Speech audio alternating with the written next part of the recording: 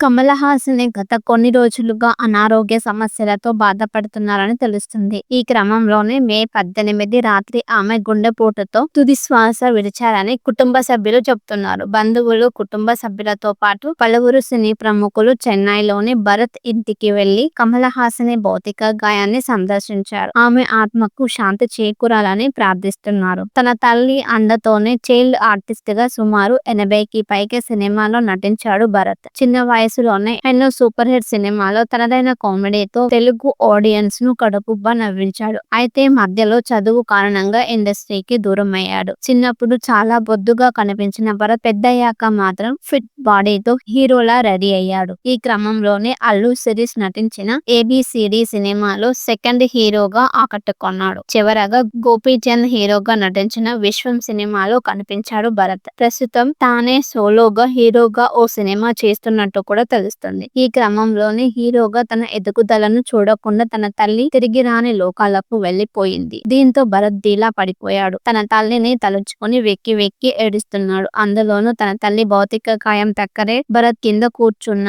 Photo ఒకటి బయటకి వచ్చింది. అందరినీ ఈ యంగ్ హీరో పరిస్థితి చూసి ఎమోషనల్ అయ్యేలా చేస్తుంది.